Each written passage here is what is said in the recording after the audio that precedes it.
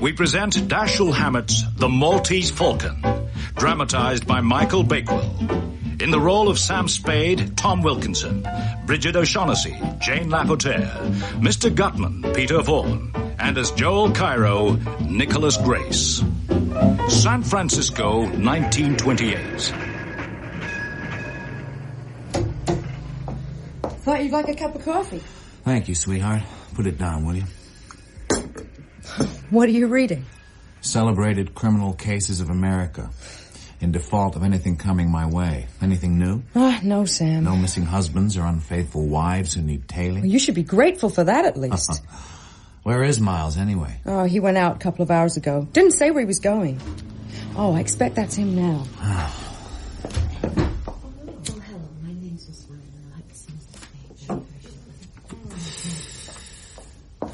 There's a girl wants to see you. Her name's Wonderly. Customer? Guess so. You'll want to see her anyway. She's a knockout. Oh, sure in, darling. Sure in. Will you come in, Miss Wonderly? Oh, thank you. Thank you, sweetheart. Won't you sit down, Miss Wonderly? Thank you. Now, what can I do for you? Mr. Spade, could you... I thought... well, that is... I suppose you tell me about it from the beginning, and then we'll know what needs doing. Begin as far back as you can. Oh, that was in New York. Yes. I don't know where she met him. I mean, I don't know where in New York. She's 5 years younger than I am, only 17. And we didn't have the same friends. I don't suppose we've ever been as close as sisters should be. Mama and Papa are in Europe. It would kill them. I've got to get her back before they come home. Yes. And they're coming home on the 1st of the month. I didn't know what she had done until her letters came. There wasn't anyone I could go to for advice. I didn't know what to do. And what could I do? But then her letter came. Yes, and I sent her a telegram to general delivery at the post office here. I waited a whole week, but no answer came. So I came to San Francisco to get her. I wrote her I was coming. I shouldn't have done that, should I? Maybe not. It's not always easy to know what to do. You haven't found her? No, I haven't. I wrote her that I would go to the St. Mark, and I begged her to come and let me talk to her, even if she didn't intend to go home with me. But she didn't come. She didn't even send a message. It was horrible. I wrote her another letter to general delivery, and yesterday afternoon I went to the post office. I stayed there until after dark, but I didn't see her. I went there again this morning, and I saw Floyd Thursby. He wouldn't tell me where Corrine was. He wouldn't tell me anything except that she was well and happy, but that's what he'd tell me anyway, isn't it? Sure, but it might be true. He wouldn't take me to see her. He said she didn't want to see me. I can't believe that. He promised to tell her he had seen me and to bring her to see me if she would come this evening at the hotel. He promised to come himself if she wouldn't. He said... Excuse me, I didn't realize... It's all right, Miles, come in. Miss Wonderly, this is Miles Archer, my partner. Miss Wonderly. Hello. Miss Wonderly's sister ran away from New York with a fellow named Floyd Thursby. They're here in town. Miss Wonderly has seen Thursby and has a date with him tonight. Maybe he'll bring the sister with him. The chances are he won't. Miss Wonderly wants us to find the sister and get her away from him and back home, right? Yes, that's right, Mr. Spade. Oh, well, we're always happy to help a lady in distress.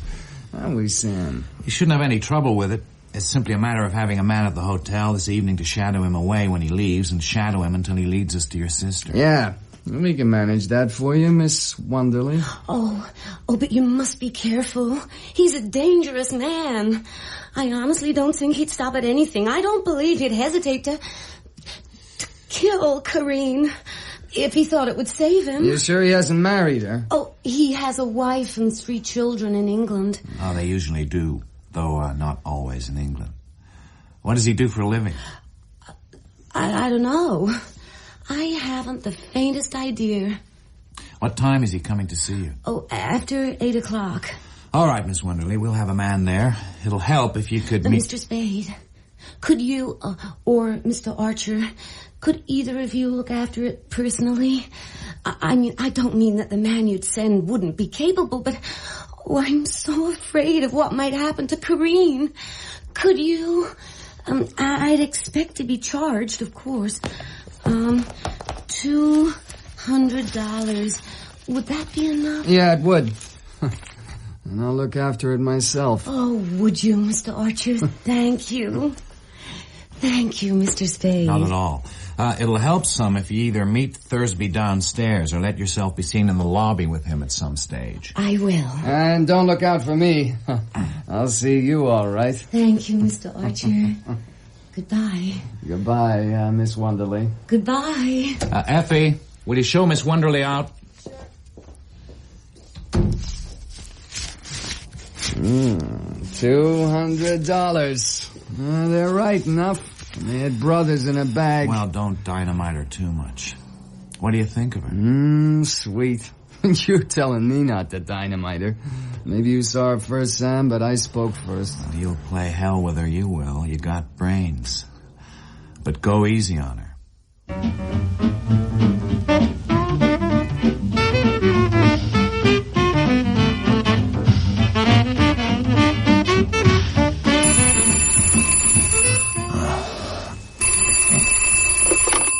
Hello? Yeah, Spade. What about Miles? Burt Street. Where the hell's that?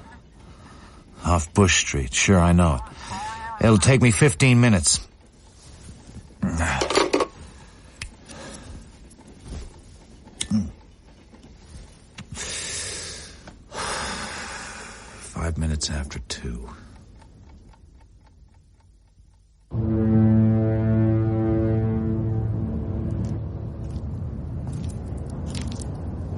Stop right there. What do you want? Sam Spade. Tom Polehouse phoned me. Sure you are. I didn't know you at first. They're back there. Bad business. Yeah. Hello, Sam. You didn't waste any time. Hello, Tom. I figured you'd want to see Miles before we took him away. Where is he? He's down there on the boulder. The shot must have knocked him right through the fence. He took a stretch of it with him. Is that the gun? A Webley. English, ain't it? Yeah, a Webley Fosberg automatic revolver. They don't make them anymore. How many got out of it? One pill. He must have been dead when he cracked the fence. And he was standing just about where you are now. Right. With his back to the fence. Yeah, that's right. The man that shot him stood about here. Lets him have it. Miles goes back, taking the top off the fence and going on through and down till the rock catches him, right? That's it. The blast burned his coat.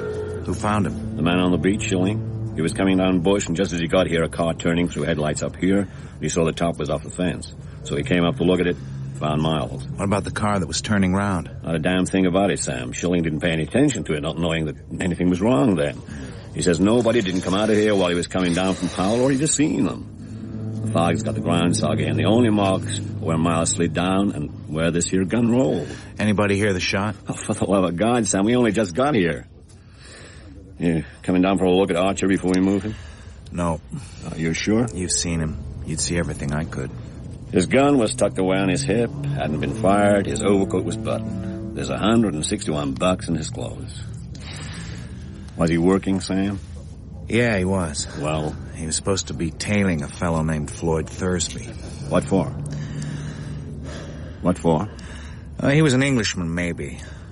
I don't know what his game was exactly. We were trying to find out where he lived. Look, don't crowd me, Tom. I'm going to break the news now to Miles' wife. It's tough him getting it like that. Miles had his fault, same as the rest of us, but I guess he must have had his good points, too. I guess so. Good night, Tom.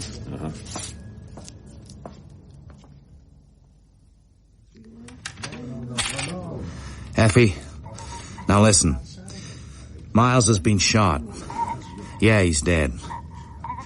Yeah, now don't get excited. Yeah.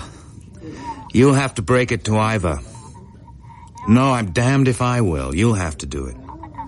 That's a good girl. And tell her to keep away from the office. Tell her I'll be round to see her, but don't tie me to anything. That's the stuff. You're an angel. Bye.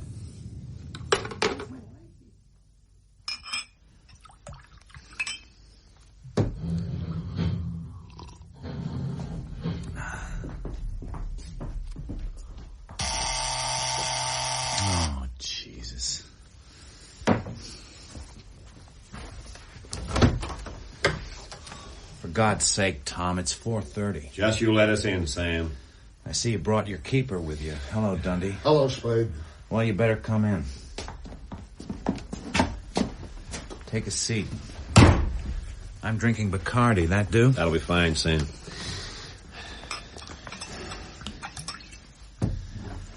Success to crime.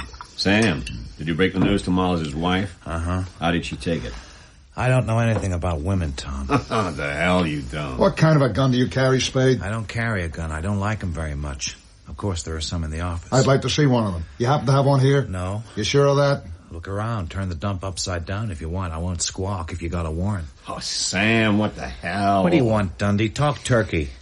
Who the hell do you think you are coming in here in the middle of the night and trying to rope me? All right, sit down and listen. I'll sit or stand as I damn well please. I've warned you your foot was going to slip one of these days. Everybody's foot slips sometime. And this is yours. I don't like this, Dundee. What are you sucking around for? Tell me or get out and let me go to bed. Who's Thursby? I told Tom all I knew. You told Tom damn little. I knew damn little. Why were you tailing him? I wasn't. Miles was. For the swell reason that we had a client who was paying good United States money to have him tagged. Who's the client? You know, I can't tell you that until I've talked it over with the client. You'll tell it to me or you'll tell it in court. This is murder, and don't forget I'll tell it or not as I damn well please. Be reasonable, Sam. How can we turn over anything on Miles' killing if you won't give us what you've got? You needn't get a headache over that. I'll bury my dead. I thought you would. That's just exactly why we came to see you. Isn't it, Tom? What's itching your boyfriend now? Just this. Thursby was shot down in front of his hotel just 35 minutes after you left Barrett Street. Take your goddamn paws off. Tom says you were in too much of a hurry to even stop for a look at your partner, and you didn't go to Archer's house to tell his wife. We called up, and that girl in your office was there, and she said you sent her.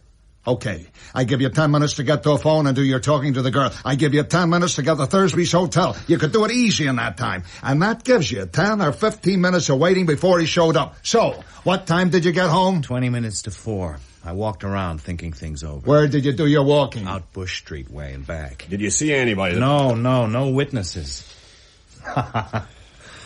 Sit down, Dundee. You haven't finished your drink. Get your glass, Tom. No thanks, Sam. I'm sorry I got on my hind legs, but you birds coming in and trying to put the works on me made me nervous. Having Miles knocked off bothered me. It's all right. Now I know what you're up to. Forget it. Thursby die? Yeah. Tell me, how did I kill him? I forget. He was shot 4 times in the back with a 44 or a 45 from across the street when he was going into the hotel. Nobody saw it, but that's the way it figures. And he was wearing a Luger in his shoulder holster. It hadn't been fired. What do the hotel people know about him? Nothing except that he'd been there a week. Alone? Alone. What did you find on him or in his room? What do you think we'd find? Something to tell you who he was, what his store was. We thought you could tell us that. I've never seen Thursby, dead or alive. We've asked what we came to ask. We've told you more than you've told us. You know me, Spade. If you did or you didn't kill him, you'll get a square deal out of me. I don't know that I blame you a hell of a lot, but that wouldn't keep me from nailing you.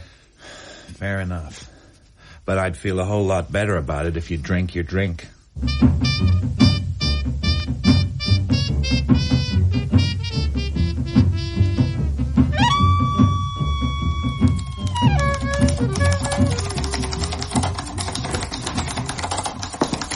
Morning, sweetheart. What's eating you? She's in there. Iva? I'm afraid so. I thought I asked you to keep her away. You asked, but you didn't tell me how. Oh, don't be cranky, Sam. I had her all night. I'm sorry, Angel. I haven't had much sleep either. And I've drawn a blank with the Wonderly woman. She's checked out of her hotel. She left a forwarding address. The Ambassador, Los Angeles. You might give it a try. You never know. I will, Sam. Well, here we go. Hello, Iva. Sam, I must talk to you. I know. Poor darling. Look, I don't have much time. Oh, Sam, did you kill him? And who put that bright idea into your head? I thought it was possible. Be kind to me, Sam. You killed my husband, Sam. Be kind to me. Jesus Christ. Now, Iva, don't. You shouldn't have come here today, precious. It wasn't wise. You can't stay. You ought to be home. You'll come tonight? Not tonight. Soon? Yeah. How soon? As soon as I can. Goodbye, Iva. Did you kill him? Jesus Christ.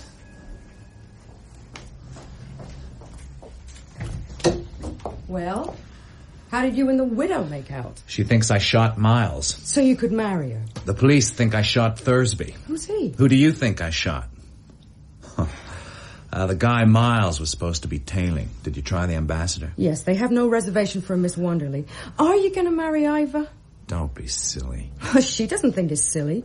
Why should she, the way you played around with her? I wish to God I'd never seen her. Oh, maybe you do now, but there was a time. I never know what to do or say to women except that way.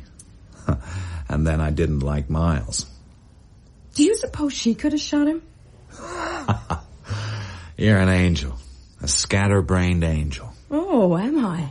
Well, suppose I told you that your Iva hadn't been home many minutes when I arrived to break the news at 3 o'clock this morning? Are you telling me? She kept me waiting at the door while she undressed. I saw her clothes where she dumped them on a chair. Her singlet was still warm. You're a detective, darling, but she didn't kill him. That louse wants to marry you, Sam. Did you see her last night, Sam? No. Honestly? Honestly. Don't act like Dundee, sweetheart. Look at me, Sam. Oh, you worry me. You always think you know what you're doing, but you're too slick for your own good, and someday you're going to find that out. I'll get it. Spade. It's about time. Where are you? The Coronet, 1001. What did he say? LeBlanc. I'll be right over. That was our Miss Wonderly, or LeBlanc, as she now calls herself. Oh, have the Spade and Archer taken off the door, and Samuel Spade put on. Don't you think it's a bit soon? That's the way it is, dear.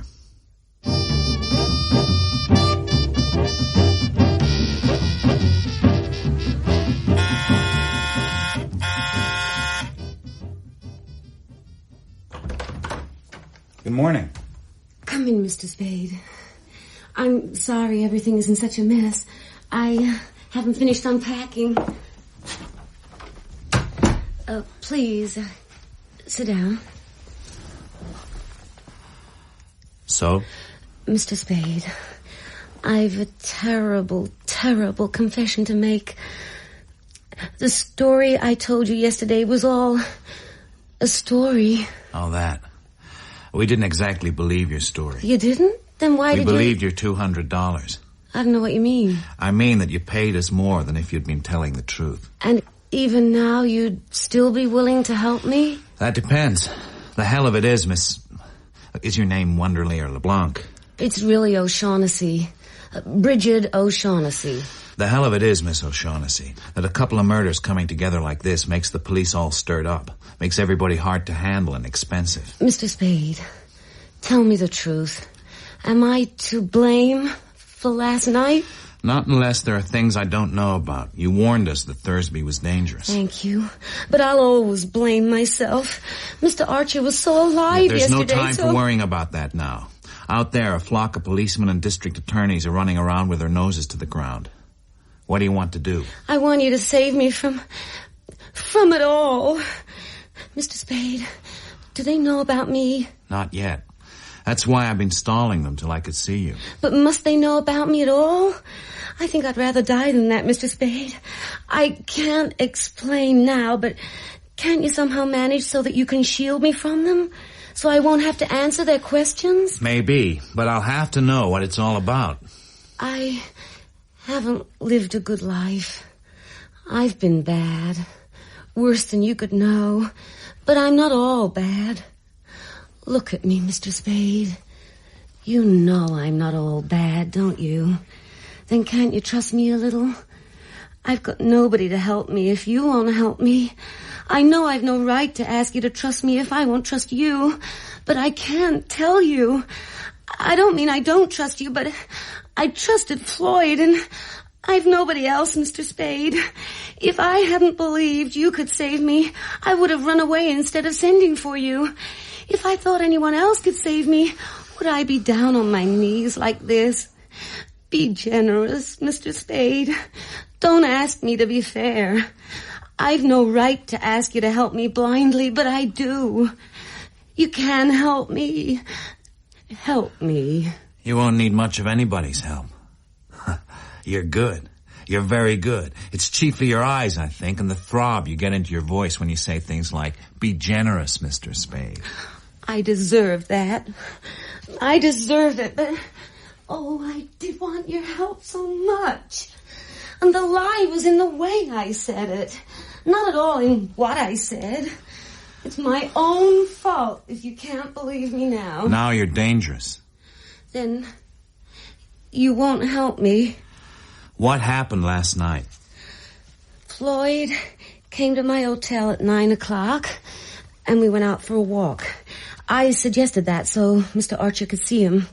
We stopped at a restaurant in Geary Street, I think it was, for supper and to dance, and came back to the hotel at about 12:30. Floyd left me at the door, and I stood inside and watched Mr. Archer follow him down the street on the other side. Do you know what they'd be doing in the neighborhood of Bush and Stockton, where Archer was shot? Isn't that where Floyd lived? No, it was nearly a dozen blocks out of his way. What did you do after they'd gone? I went to bed. And this morning, when I went out to breakfast, I saw the headlines in the papers. I hired an automobile and went back to the hotel for my luggage. After I found my room had been searched yesterday, I knew I would have to move, and I had found a place yesterday afternoon, so I came up here, and then I telephoned your office. Your room at the St. Mark was searched? Yes, while I was at your office. Oh, I didn't mean to tell you that. That means I'm not supposed to question you about it. I'm afraid so.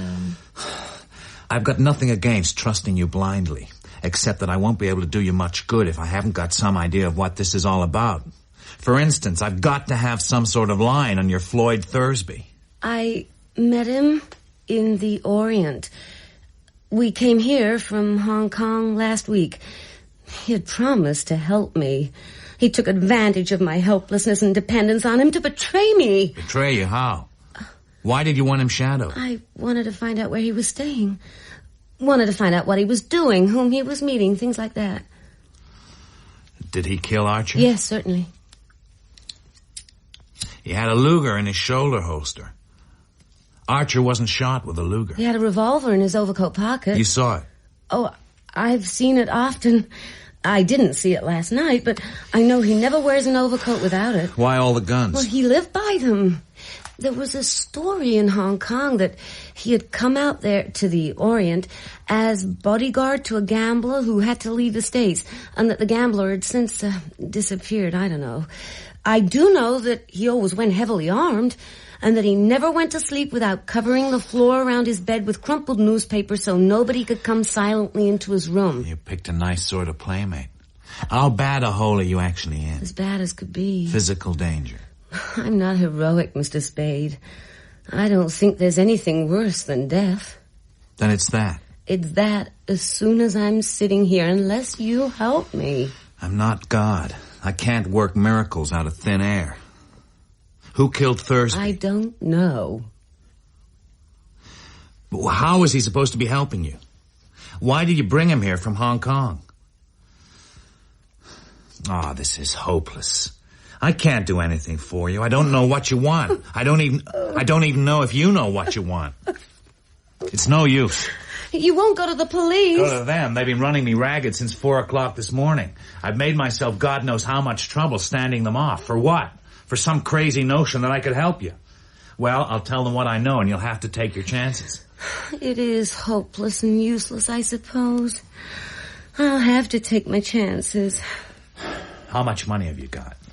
I've got about $500 left. Give it to me. There's only $400 here. I have to keep some to live on. Can't you get any more? No. You must have something you can raise money on. I've got some rings, a little jewelry. You'll have to hawk them. The Remedial's the best place, Mission and 5th. Then here's the rest. It's all I have. Thanks. I'm going out to see what I can do for you. I'll be back as soon as I can with the best news I can manage. I'll ring 4 times. Long, short, long, short. You needn't go to the door with me. I can let myself out. I've got Mr. Wise on the line for you, Sam. Thank you, sweetheart. Sid. Yeah, I think I'm going to have to tell a coroner to go to hell. Can I hide behind the sanctity of my client's secrets and whatnot? Uh-huh. Good. I'll let you have the details. Dundee's getting snotty, and maybe it is a little thick this time. There's a man wants to see you. Here's his card. Joel Cairo. Shipra. This guy is queer. Well, in with it then, darling. Okay. Mr. Cairo? Thank you. Sit down, Mr. Cairo. Thank you. What can I do for you, Mr. Cairo? May a stranger offer condolences for your partner's unfortunate death. Thanks. May I ask, Mr. Spade, if there was, as the newspapers inferred, a certain relationship between that unfortunate happening and the death a little later of the man Thursby?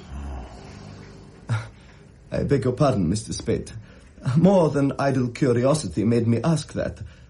I am trying to recover an ornament that has been, shall we say, mislaid. I thought and hoped that you could assist me. Uh-huh. The ornament is a statuette, the black figure of a bird. I am prepared to pay, on behalf of the figure's rightful owner, the sum of $5,000 for its recovery. $5,000 is a lot of money. Come in. Is there anything else? No, good night. Lock the door when you go out, will you? Sure. Good night. Good night.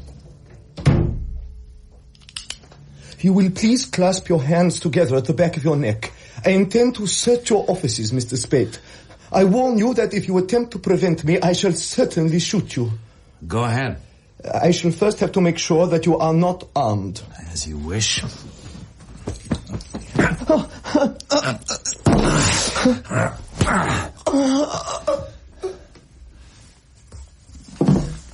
You still got a lot to learn. Let's see what you got on you. A wallet containing $300 and 5 pounds. Greek passport. Yeah. A page of Hotel Belvedere writing paper with my name and apartment address. You feeling better? I could have shot you, Mr. Spade. You could have tried. I did not try. I know. Then why did you strike me after I was disarmed? Sorry, but imagine my embarrassment when I found that $5,000 offer was just hooey. You are mistaken, Mr. Spade. That was and is a genuine offer. What the hell? I am prepared to pay $5,000 for the figure's return. You have it? No. Well, if it is not here, why should you have risked serious injury to prevent my searching for it? I should sit around and let people come in and stick me up? You got my apartment address. You been there yet? Yes, Mr. Spade. I am ready to spend $5,000 for the figure's return. But surely it is natural that I should try first to spare the owner that expense if possible. Who is he? You will have to forgive me for not answering that question. Will I? If you wish some expression of my sincerity, I could offer a retainer. Would that serve? It might. You will take, say, $100? I'll take $200. Here's your wallet back. Oh. Your first guess was that I had the bird. There's nothing in that. What's your second? That you know where it is. Or if not exactly that, you know it is where you can get it. What sort of proof can you give me that your man is the owner? Very little, unfortunately. But nobody else can give you any authentic evidence of ownership at all. It might be better all around if we put our cards on the table. I do not think it would be better. Right. So you're not hiring me to do any murders or burglaries for you, but simply to get the blackbird if possible in an honest and lawful way. If possible. And in any event with discretion. I confidently expect the greatest mutual benefit from our association, Mr. Spade. May I have my pistol? Sure, I'd forgotten it here. You will please keep your hands on the top of the desk. I intend to search your offices. I'll be damned. All right, go ahead. I won't stop you.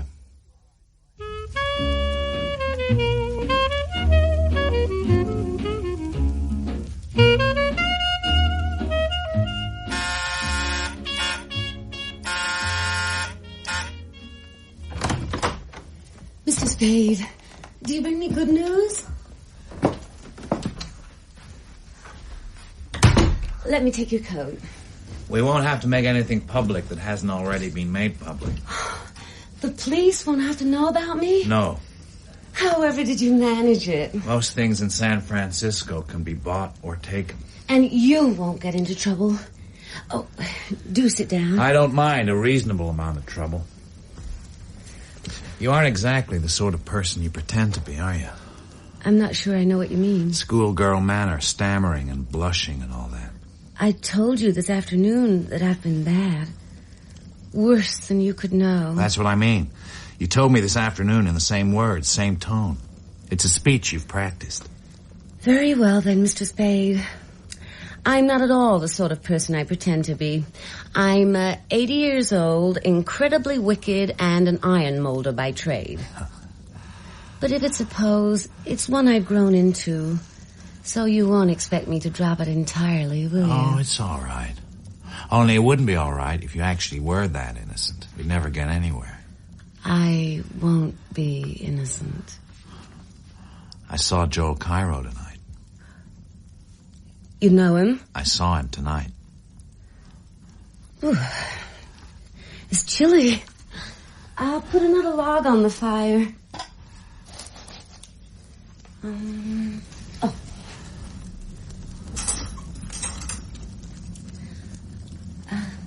Cigarette? You're good. You're very good. What did he say? About what? About me. Nothing. Well, what did he say? He offered me $5,000 for the black bird. Now, you're not going to go around making up the fire and straightening the room again, are you? Oh, I won't. What did you say? $5,000 is a lot of money. Oh, surely you're not really considering it. Mr. Spade, you promised to help me. I trusted you. You can't Let's try to figure out how much you've trusted me. I promised to help you, sure, but you didn't say anything about any black bird. But you won't. You can't treat me like that. $5,000 is a lot of money. It is far more than I could ever offer you. If I must bid for your loyalty. That's good coming from you. What have you given me besides money? Have you given me any of the truth? Any help in helping you? If I'm peddling my loyalty, why shouldn't I let it go to the highest bidder? I've given you all the money I have. Without your help, I'm utterly lost. What else is there? Can I buy you with my body? I'll think it over. Christ, there's no sense in this. I don't care what kind of tricks you're up to, but I gotta have something to show me that you know what you're doing. Can't you trust me just a little longer? How much is a little? And what are you waiting for? I must talk to Joel Cairo. You can see him tonight. We can get him on the phone at the Belvedere. He can't come here. I can't let him know where I am. I'm afraid. My place. Do you think he'd go there? He'd go. All right. Shall we go now?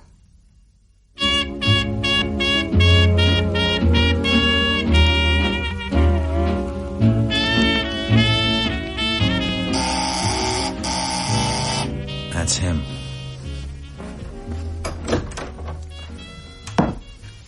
There's a boy out there watching the house, Mr. Spade. What am I to understand from that? I came here in good faith with no thought of tricks or traps. You were asked in good faith, but I ought to have guessed he'd have showed up. Where is he? Outside, in the shop doorway. What's the matter? Oh. A kid who's been trying to tail me around town all evening. Cairo thought I put him there. I'll come in. There's no use standing here talking to all the neighbors.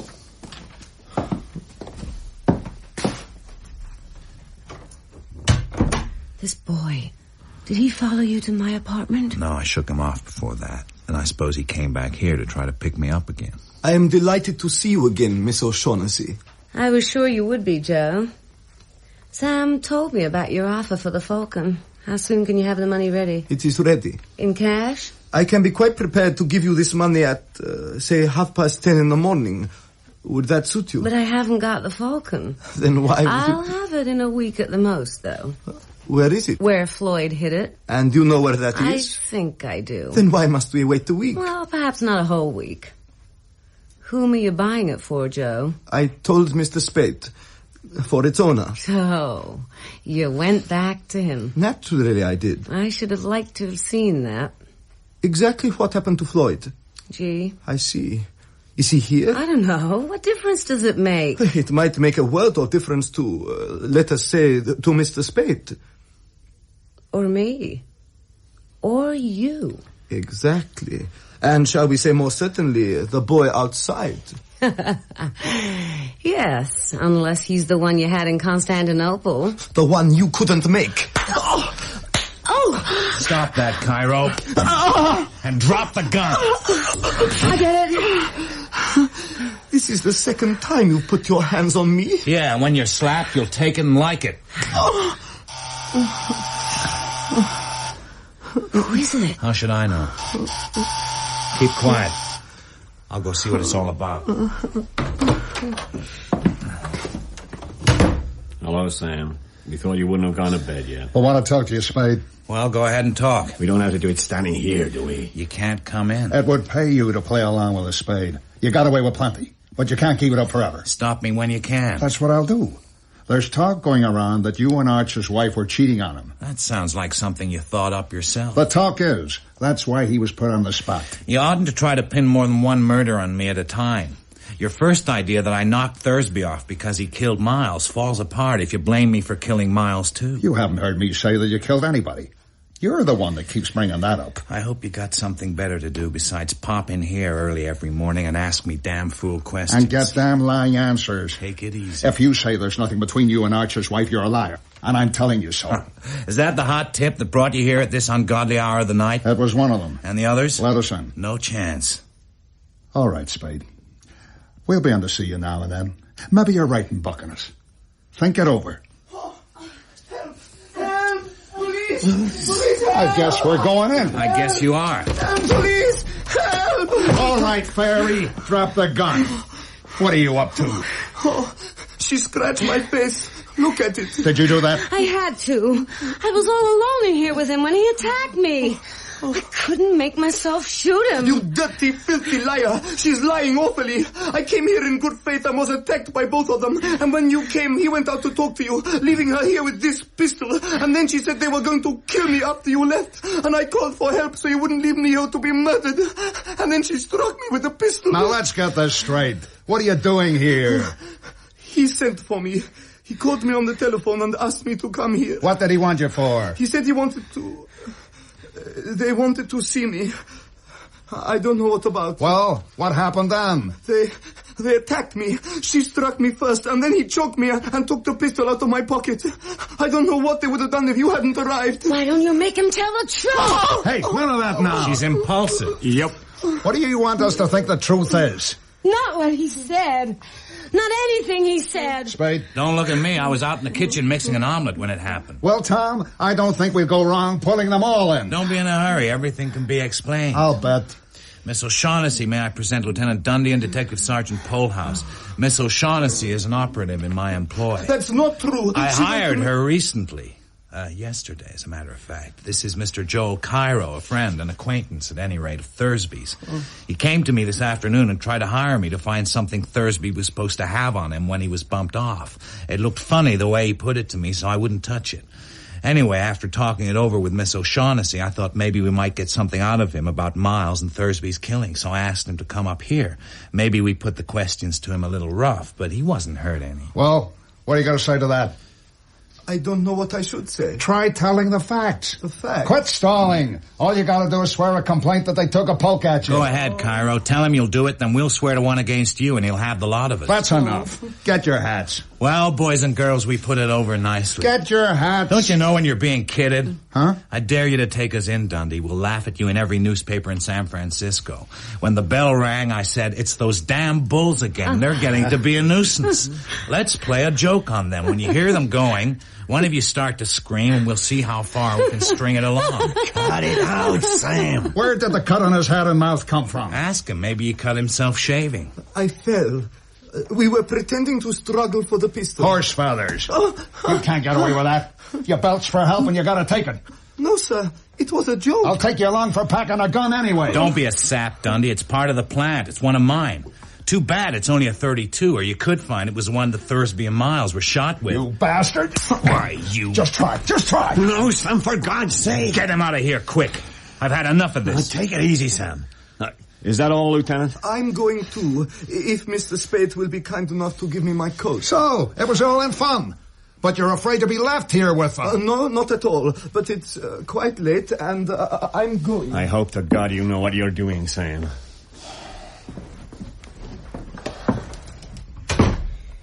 You're absolutely the wildest person I've ever met. Do you always carry on so high-handed? I let him hit me, didn't I? Oh, yes, but a police official... It wasn't that. It was that in losing his head and slugging me, he overplayed his hand. Well, you've had your talk with Cairo, now you can talk to me. Well, I'm listening. Oh, just look at the time. It's been a busy evening. I must go. This is terrible. Not until you've told me about it. Besides, there's the kid outside. Let's talk. You're the most insistent person. What's this bird, this falcon that everyone seems so steamed up about? Oh, I'm so tired of it. And I do hate having to talk about it. Wouldn't it be just as well to wait and let you learn about it? I don't know. My way of learning is to heave a monkey wrench into the machinery. It's all right with me if you're sure none of the flying pieces will hit you. I'm afraid of you. And that's the truth. That's not the truth. It is. I know 2 men I'm afraid of, and I've seen both of them tonight. I can understand you being afraid of Cairo. He's out of your reach. And you aren't? Not in that way. It's a black figure, as you know. Smooth and shiny, of a bird. A hawk or a falcon, about a foot high. What makes it so important? I don't know. They'd never tell me. They promised me £500 if I helped them. Help them how? Help them to get it from the man who had it. A Russian named Kemedov. This was in Constantinople? In Marmora. Go ahead. What happened then? Well, that's all. We found that Cairo meant to desert us, taking the Falcon with him. So we did exactly that to him first. But then I wasn't any better off than I had been before, because Floyd hadn't any intention of paying me. He said we would go on to New York, where he would sell it and give me my share, but I could see he wasn't telling me the truth. And that's why I came to you to help me to learn where the Falcon was. And suppose you'd got it. What then? Then I'd have been in a position to talk terms. What makes it worth all the money? What's it made of? Porcelain or black stone, I don't know. I've only seen it once for a few minutes. Floyd showed it to me when we first got hold of it. You are a liar. I am a liar. I've always been a liar. Don't brag about it. It's childish. Was there any truth at all in that yarn? Some. How much? Not very much. Well, we've got all night. I'll put some more brandy and some more coffee and we'll try again. Oh, I'm so tired. So tired of it all. Of myself. Of lying and thinking up lies. And of not knowing what is a lie and what truth. I wish I... Kiss me.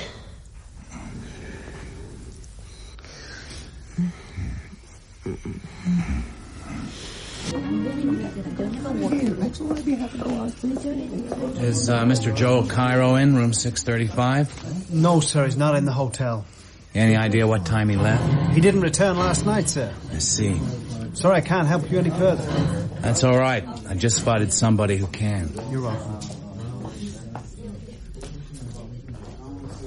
Where is he? What? Where is he? Who? The fairy. What do you think you're doing, Jack? Don't pretend you don't know what I'm talking about. You've been tailing me all over town. Shove off. You'll have to talk to me before you're through, Sonny. Some of you will. And you can tell, gee, I said so.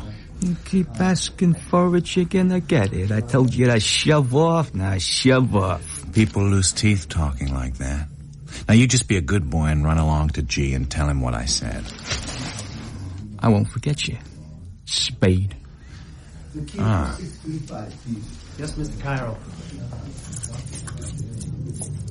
There was a man looking for you. Morning, Cairo. What happened to you? Your suit looks like you slept in it. Good morning, Mr. Spade.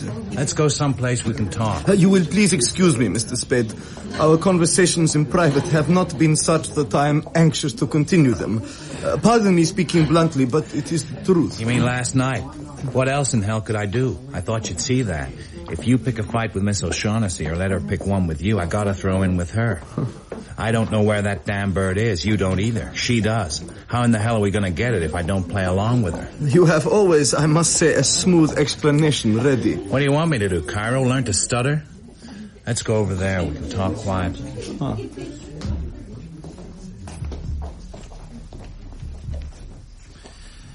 Now, tell me what happened.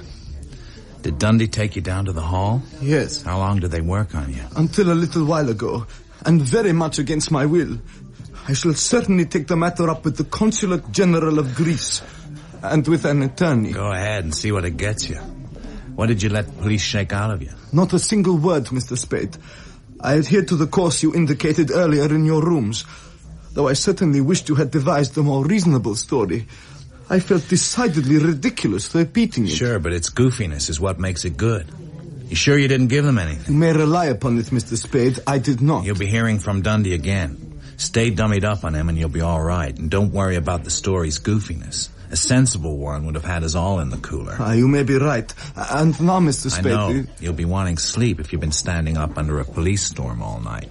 See you later, Cairo.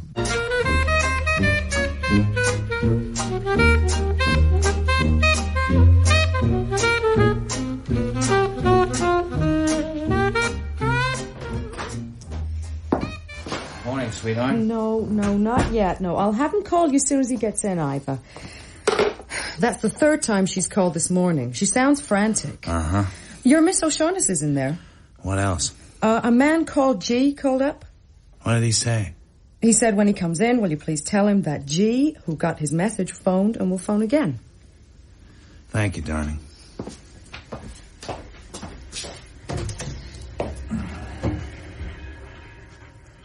Sam.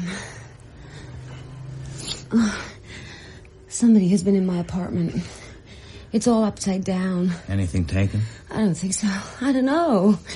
I was afraid to stay. You must have let that boy follow you. No, Angel. But he was watching your place when we were there. There's no reason to think he's working alone. But we've got to find a new home for you. I won't go back there. I've thought of a way. Wait here a minute. Happy. Uh-huh. How's your woman's intuition today? What? What do you think of Miss O'Shaughnessy? Oh, I'm for her. I think no matter what kind of trouble she's gotten into, she's all right. Are you strong enough for her to give her a lift? How? Could you put her up for a few days? What, you mean at home? Yeah. Her joint's been broken into. It'd be better for her if she wasn't alone. It would help me a lot if you could take her in. Well, is she really in danger, Sam? I think she is. Oh, that would scare mine to a green hemorrhage. I'll have to tell her she's a surprise witness or something you're keeping undercover. You're a darling. I'd better take her out there now. Okay. No. You oughtn't to be seen leaving together. You take a taxi home and I'll send her out in another in a little while, making sure she isn't followed. Don't worry. I'll look after the office after you've both gone. Hello? Yeah, this is Spade. I've been waiting to hear from you. Mr. Gutman. No, the sooner the better. 12C, right.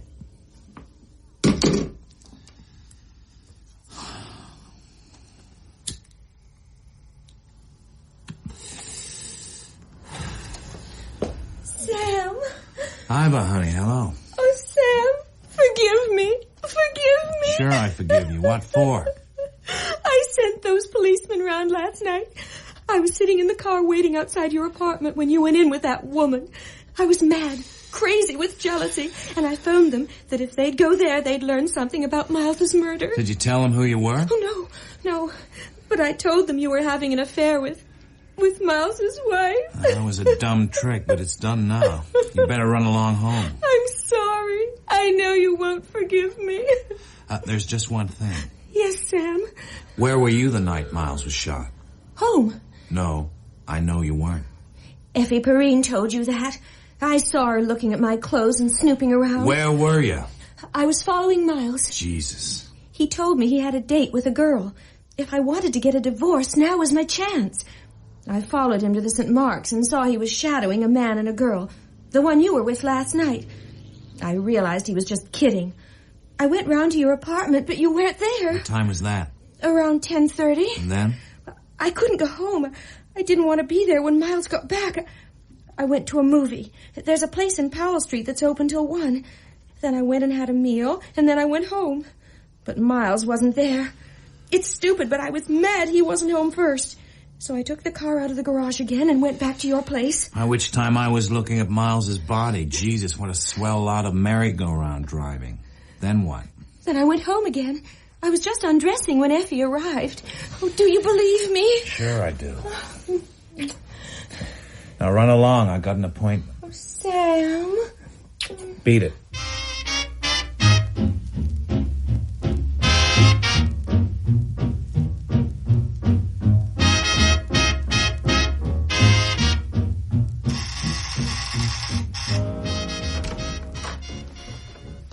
Spade.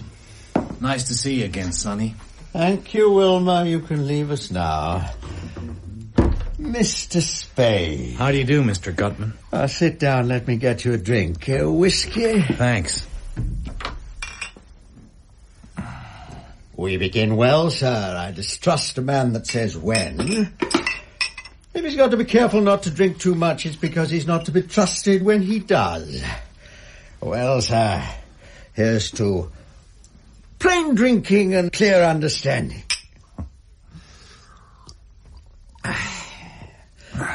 You're a close-mouthed man? Not at all. I like to talk.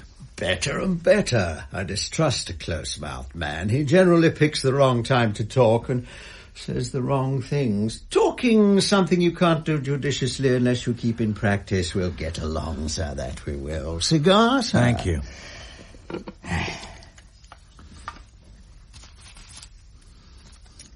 Now, sir, we'll talk if you like. And I'll let you know right out that I'm a man who likes talking to a man that likes to talk. Swell. Will we talk about the blackbird? Will we? We will. You're the man for me, sir. A man cut along my own lines, no beating about the bush, but straight to the point. I like that way of doing business. Let us talk about the blackbird.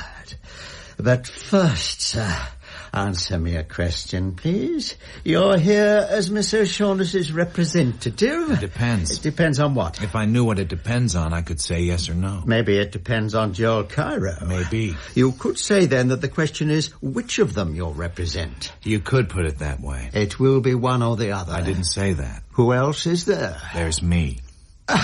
That's wonderful, sir, wonderful. I do like a man that tells you right out he's looking out for himself. I don't trust a man that says he's not. Let's talk about the blackbird. Let's. Mr. Spade, have you any conception of how much money can be made out of that blackbird? No. Well, sir, if I told you, by God, if I told you half, you'd call me a liar. No, not even if I thought it.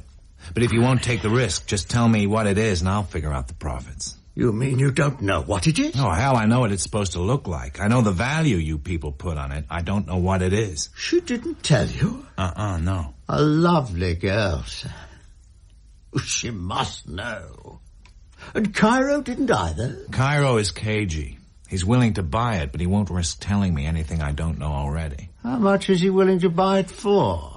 $10,000. Not even pounds. That's the Greek for you. And what did you say to that? I said if I turned it over to him, I'd expect the 10,000. Nicely put, sir. Oh, they must know. Do they know what the bird is, sir? What's your impression? There's not much to go by. Cairo didn't say he did, and he didn't say he didn't. She said she didn't, but I took it for granted she was lying. That was not an injudicious thing to do. Maybe they don't. Or if they don't, I'm the only one in the whole sweet wide world who does. I'm glad I came to the right place. By God, sir, your glass is empty. Ah, sir, this kind of medicine will never hurt you. Here's to plain speaking and clear understanding. Oh, well, sir, it's surprising, but it may be a fact that nobody in this whole sweet wide world knows what it is, saving and accepting your humble servant, Caspar Gottman, Esquire. Swell. And when you've told me, there'll only be two of us. Mathematically correct, sir, but I don't know for certain that I'm going to tell you. Don't be a damned fool. You know what it is, I know where it is. That's why we're here. Well, sir, where is it? You see? I must tell you what I know, but you will not tell me what you know. That is hardly equitable, sir. No, I do not think we can do business along these lines. You think again, and you think fast. I told that punk of yours you'd have to talk to me before you got through. I'll tell you now that you'll do your talking today, or you are through. What are you wasting my time for, you and your lousy secret? Maybe you could have got along without me if you'd have kept clear of me. You can't now, not in San Francisco. You'll come in or you'll get out, and you'll do it today. And another thing I don't want, you keep that gunsel away from me while you're making up your mind. He makes me nervous. I'll kill him the first time he gets in my way. I won't give him an even break. I won't give him a chance. I'll kill him. Well, sir, I must say you have a most violent temper. Temper? You think it over, and think like hell. You've got till 5:30 to do it in. Then you're either in or out for keeps. 5:30. Then the curtain.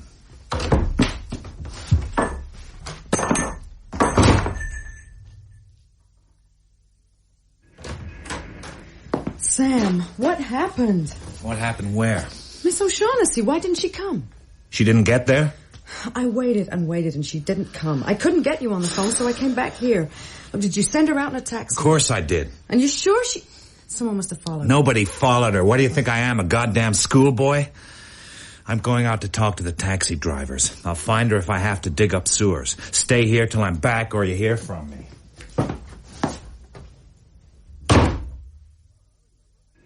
Yeah, sure, I remember. I told you to take her to a 9th Avenue number. Where did you take her? I took her to the ferry building. But I told you to take her... Keep your hair on. When we got to Polk, she rapped on the glass and said she wanted to get a newspaper. So I stopped on the corner and whistled for a newsboy. Which paper did she get? The Call. Then we went to Sacramento, and just after we crossed the Van Ness, she knocked on the glass again and said to take her to the ferry building. Anybody waiting for her there? I didn't see them if there was. Did she take the newspaper with her? She tore a sheet out. Do you have the rest? Yeah, I kept it. It's here. Thanks. Get yourself a smoke. Thanks, Mr. Spade. Oh, what's missing? 35 and 36. That's births, marriages... Come on, Spade. Goodman wants you. Well. I didn't expect to hear from you till 5:25. You keep on writing me and you're gonna be picking iron out of your navel. The cheaper the crook, the gaudier the pattern. Well, let's go.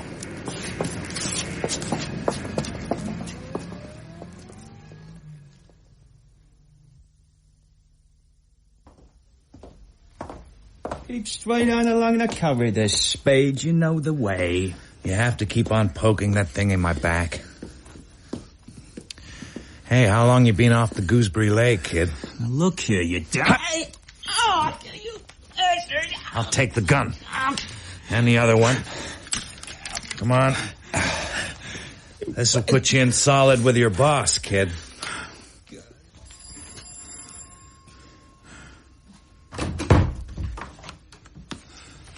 Well, what's this? You shouldn't let him run around with these. He'll get himself hurt. Well, Gad, you're a chap worth knowing. An amazing character. Come in. Sit down. Give me a hat.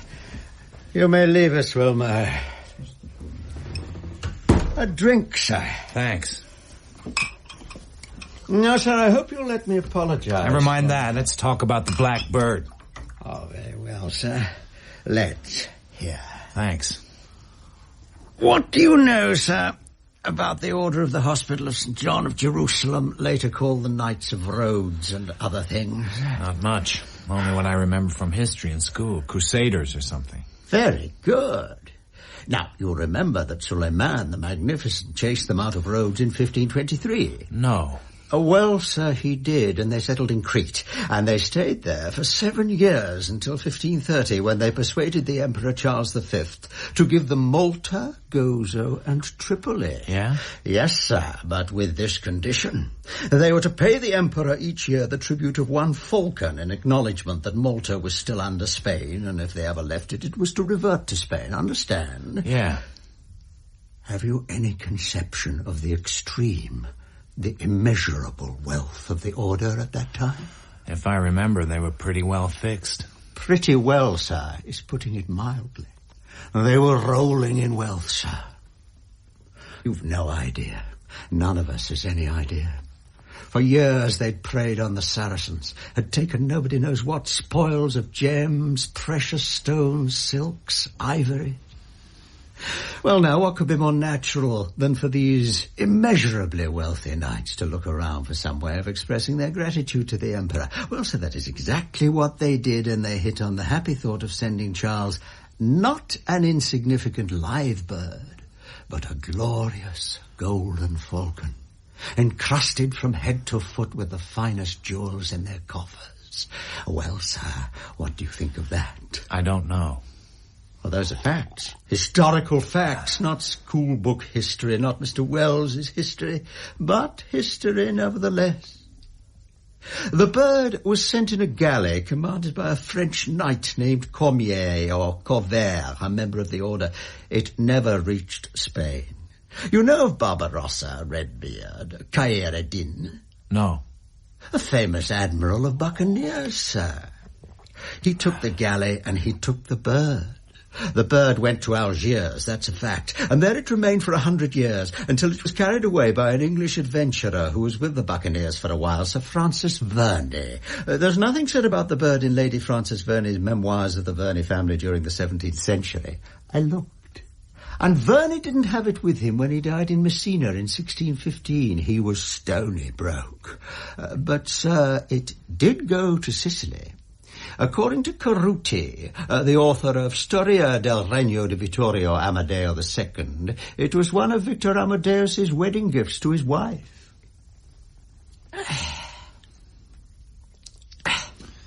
It turned up next in the possession of a Spaniard who'd been with the army that took Naples in 1734, and there's nothing to show that it didn't stay in his family, Monino e Redondo, until the Carlist Wars, when it turned up in Paris. During the Carlist troubles, it had been painted or enamelled over to look like nothing more than a fairly interesting black statuette. And in that disguise, sir, it was, you might say, kicked around Paris for 70 years by private owners and dealers too stupid to see what was under the skin. A football in the gutters of Paris. Until 1911, when a Greek dealer named Karelaos Konstantidis found it in an obscure shop. He recognized it for what it was, and it didn't take him long to acquire it. I got wind of it and finally forced most of the history out of him. But for once in his life, he wasn't in a hurry to convert his find into money. But your glass is empty, sir. Thanks. You begin to believe me a little? I haven't said I didn't. Here. Thanks. Well, sir, 1 year to the very day after he had acquired it, I picked up the Times in London and read that his establishment had been burglarized and he murdered. I was in Paris next day. The bird was gone. By gad, sir, I was wild. A great quantity of stuff had been stolen. That made me think that the thief had simply taken the bird along with the rest of his plunder, not knowing what it was. Well, sir, it took me 17 years to locate that bird, but I did it. I wanted it, and I'm not a man that's easily discouraged when he wants something. I traced it to the home of a Russian general, one Kamidov, in a Constantinople suburb. He didn't know what it was, but his natural contrariness kept him from selling it to me when I made him an offer. Perhaps in my eagerness I was a little unskillful, though not very. So, I sent some agents to get it. Well, sir, they got it. And I haven't got it. But I'm going to get it. Your glass. Then the bird doesn't belong to any of you, but to General Kamidov. Well, so you might say it belonged to the King of Spain, but I don't see how you can honestly grant anybody clear title to it, except by right of possession. Then it's Miss O'Shaughnessy's now. No, sir. Except as my agent. There's no doubt she's got it now. Not much. Where? I don't know exactly. But you said you did. I mean, I know where to get it when the time comes. And when is that? When I'm ready. Mr. Spade, where is Miss O'Shaughnessy now? In my hands, safely tucked away. Trust you for that, sir. Well, now, sir, before we sit down to talk prices, answer me this. How soon can you, or how soon are you willing to, produce the Falcon? A couple of days. That is satisfactory. But we forget our nourishment. Thanks. Well, sir, here's to a fair bargain and profits large enough for both of us. What's your idea of a fair bargain? I have two proposals to make, sir, and either is fair. I will give you $25,000 when you deliver the Falcon to me, and another $25,000 as soon as I get to New York. Or I will give you 25% of what I realize on the Falkland. There you are, sir. An almost immediate $50,000, or a vastly greater sum within, say, a couple of months. How much greater? What would you say, sir, to $500,000? You think the dingus is worth $2 million? In your own words, why not? That's a hell of a lot of dough. And that's the absolute rock-bottom minimum. A minimum, huh? How much is the maximum? How much is the maximum? The maximum? I refuse to guess. You fix the drink, God damn you. Well, ma. Okay, Spade. Let's see if you can make it to the door. Get out of my way. Bastard! Bastard! Bastard! Bastard! Gently, Wilma. A gentleman never hits a man when he's down.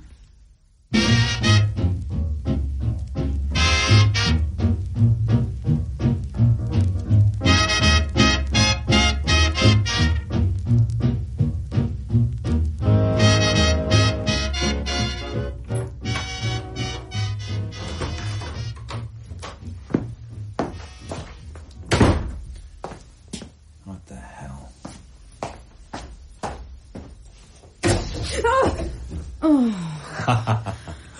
I thought you were a hitman.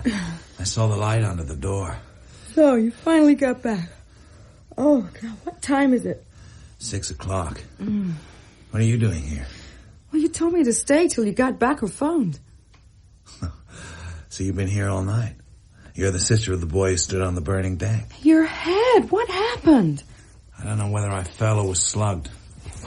I went visiting, was fed knockout drops, and came to 12 hours later, all spread out on a man's floor. You'll have to get a doctor. You can't walk around with a head like It's that. not as bad as it looks, except for the headache.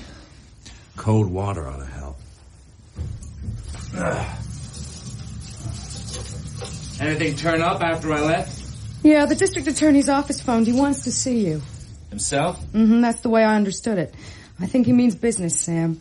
Oh, and Tom Polehouse rang. Wants to have lunch at the State's Hofbrau.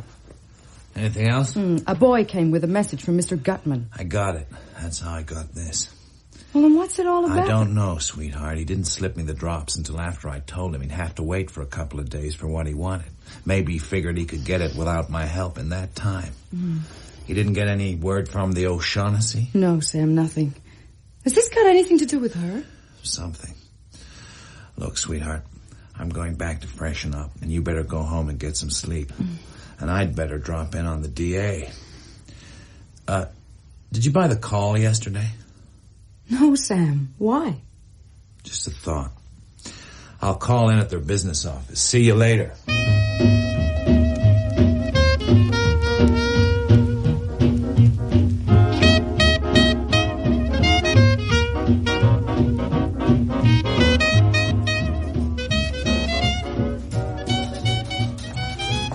have a copy of yesterday's call, please? Certainly. Thanks. 35. Births, marriages, deaths, weather. Could be anything. Shipping arrivals. 5:17 a.m. Tahiti from Sydney and Papeete. 6:05 Admiral Peoples from Astoria. 8:05 La Paloma from Hong Kong. That's it. It's got to be. Bridget and Thursby came from Hong Kong. Is there a phone I can use? Sure, right there. Thanks.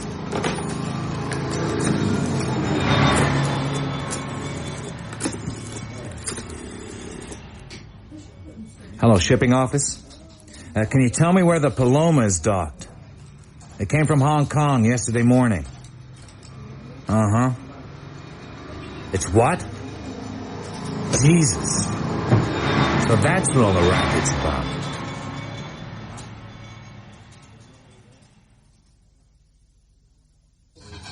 Tell me one thing, Tom. Whatever you like. How is it that whenever we eat together, we always eat pickled pig's feet? I guess it's because we always come here, Sam. What else would we eat? Dundee send you? You know he didn't, Sam. Ain't you ever gonna grow up? What have you got a beef about? We didn't hurt you. What's the sense of making a grudge of it? You see the boat on fire in the bay? I saw the smoke. Look, now be reasonable, Sam. Dundee was wrong, and he knows it. Now, why don't you let it go at that? Well, you think I ought to go around and tell him I hope my chin didn't hurt his for fist? Christ's sake, cut it out. Dundee didn't think you shot Miles, but what else would he do except run the lead down? You'd have done the same thing in his place, and you know it. Yeah? What made him think I didn't do it? What makes you think I didn't do it, or don't you? Thursby shot Miles. You think he did? He did. The slug in Miles came out of a Webley, and a bellboy at Thursby's hotel had seen it in his room that morning. And that leaves Thursby the only one I killed. No. For Christ's sake. Ain't you ever going to forget that? I'll tell you one thing, Tom. I'm glad I'm not that pig's foot. Look, Dundee knows it's out. How does he know? We dug up a record on Thursby. Yeah? Who was he? Oh, you mean to tell me that I wish to God I knew half as much about this business as you smart guys think I do. Oh, I wish we all did. Well, he was a St. Louis gunman the first we hear of him. He was picked up a lot of times back there for this and that, but he belonged to the Egan mob. So nothing much was ever done about any of it. They got him once in New York for knocking over Rose Stuss games, and he did a short hitch in Joliet for pistol whipping a twist that had given him a needle. Huh?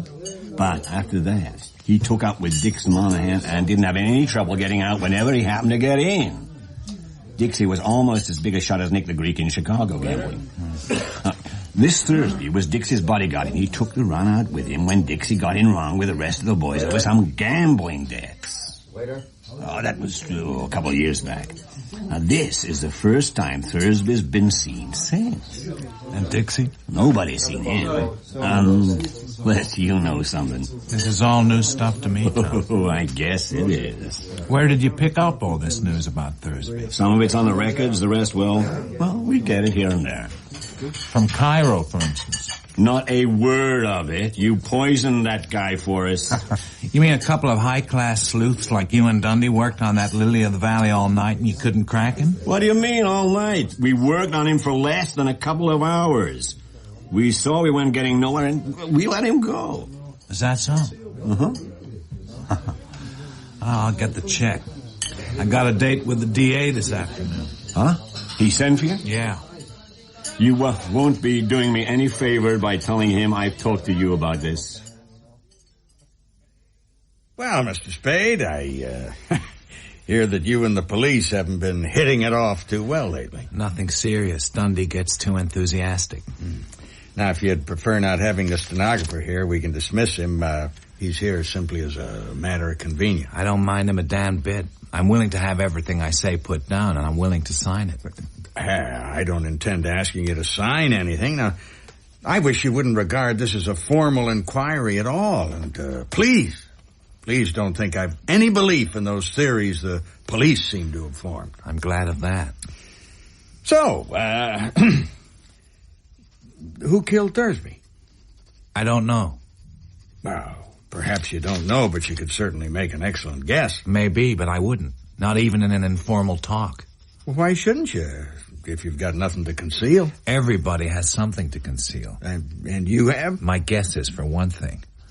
What's your theory? Well, you tell me the name of the client Archer was shadowing Thursby for, and I'll mighty soon know who killed Thursby. I don't exactly get that. You don't? Well, then suppose I put it this way. Where is Dixie Monahan? Putting it that way doesn't help much. Who in the hell is Dixie Monahan? Look, we know Thursby was Monahan's bodyguard. He was with him when Monahan vanished from Chicago, leaving something like $200,000 worth of bets that he'd welched on. And we all know what's likely to happen to a gambler who welches and to his bodyguard when his creditors find them. It's happened before. Well, what do you think? Did I kill him for his creditors or just find him for them to do their own killing? No. You misunderstand me. I hope I do. No, I only mean that, you might have been involved in it without knowing what it was. Oh, I see. You don't think I'm naughty, you just think I'm dumb. You're wrong. Nobody ever hired me to do anything about Dixie Monahan. But by your own admission, somebody did hire you to do something about his bodyguard, Thursby. His ex-bodyguard. You mean he was no longer associated with Monahan? You know that positively? I don't know anything positively except that my client wasn't interested in Monahan, has never been interested in Monahan. And that opens another angle. Monahan's friends could have knocked Thursby off for ditching Monahan. Dead gamblers don't have any friends. It narrows down to three things. Number one, Thursby was killed by the gamblers Monahan had welched on in Chicago. Number two, he was killed by friends of Monahan. Or number three, he sold Monahan out to his enemies and then fell out with them and they killed him. Or number four, he died of old age. You're not serious, are you? In one of those three categories lies the solution, and you can give us the information that will enable us to determine the category. You wouldn't want the kind of information I could give you, Brian. You couldn't use it. It'd poop the gambler's revenge scenario for you. You're not the judge of that.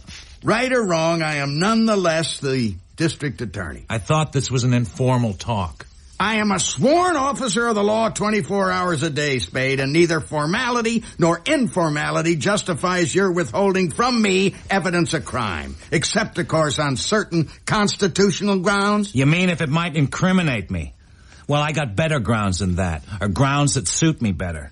My clients are entitled to a decent amount of secrecy. Maybe I can be made to talk to a grand jury or even a coroner's jury, but I haven't been called before either yet, and it's a cinch I'm not going to advertise my client's business until I have to. Then again, you and the police have both accused me of being mixed up in the other night's murders. I've had trouble with both of you before. As far as I can see, my best chance of clearing myself of the trouble you're trying to make for me is by bringing in the murderers all tied up, and my only chance of ever catching them and tying them up and bringing them in is by keeping away from you and the police, because neither of you show any signs of knowing what the hell this is all about. You getting this down all right, son, or am I going too fast for you? Oh, no, sir, I'm getting it all right. Good work. Now, Brian, if you want to go down to the board and tell them that I'm obstructing justice and ask them to revoke my license, hop to it. You've tried it before and you didn't get anything but a good laugh all around. Now look here, Spade. And I don't want any more of these informal talks. I've got nothing to tell you or the police, and I'm goddamn tired of being called names by every crackpot on the city payroll. If you want to see me, pinch me, or subpoena me or something, and I'll come down with my lawyer. I'll see you at the inquest, maybe.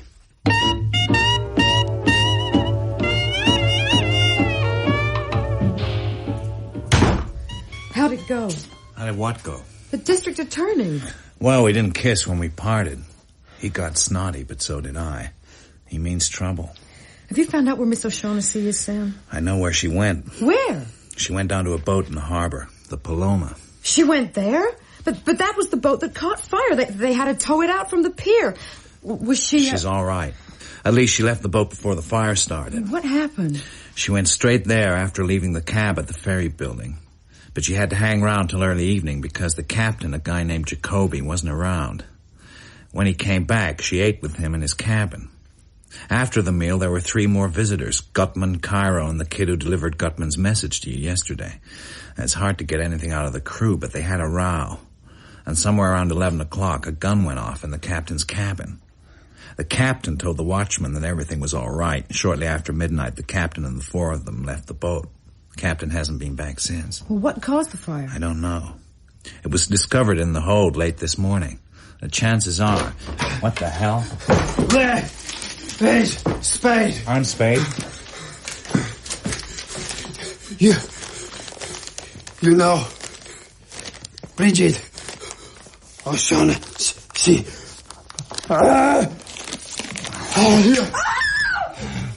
Lock the door. Is he? Yeah. Yeah, he shot through the chest maybe a dozen times. Oh, I oughtn't wait to It's call. too late for a doctor now. I gotta think before we do anything. Let's have a look at the bundle he was carrying. It's heavy enough. Is that what they were looking for? We'll soon know. A great black bird. We got the damn thing, Angel. Get it. Hello? Yes? Who? Oh, yes. Hold the lines. Hello?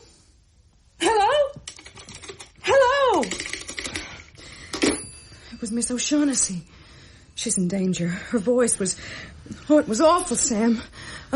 26 Anco, she said. A Burlingame. Where the hell is that? Oh, you've got to help her, I gotta Sam. take care of this fellow first. No, you've got to go to her. Don't you see? He was helping her, so they killed him, and now she's...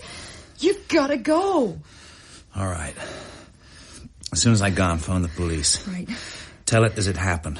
But forget he had a bundle. And you don't know anything about anyone else having any connection with this fellow. Yes, Sam. Do you know who he is? I guess he was Captain Jacoby, master of the Paloma. What are you going to do with the bird? Leave it where nobody can get hold of it. But you'd better not know where it is. You're a damned good man, sister.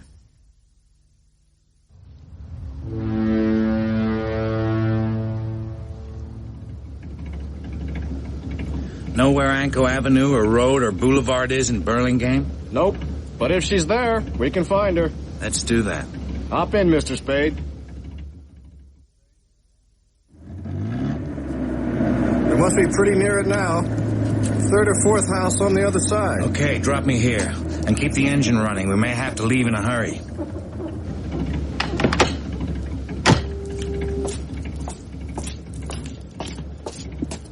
$26. For sale or rent.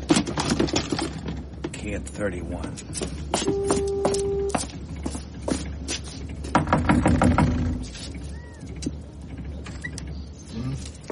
Good evening. Evening. I'd like to get the key to 26. Juice isn't on. You can't see anything. I got a flashlight. Detective. We got a tip there might be something hidden there. Nobody's been to me for the key for a couple of months. I'll get it for you.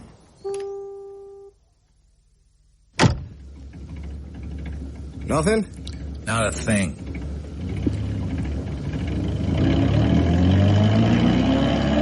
A plant? Something like that.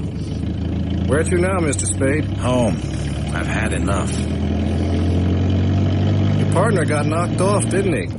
Uh-huh. She's a tough racket.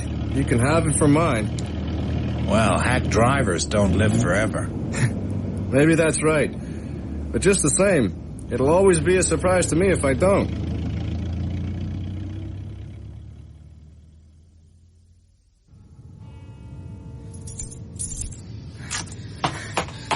Bridget. Oh, Sam, I thought you'd never come. Let's get inside. You been waiting for me? Oh, yes, in a doorway, up the street. Can you make it to the elevator, or shall I carry you? I'll be all right when I can get where I can sit down. Just hold on.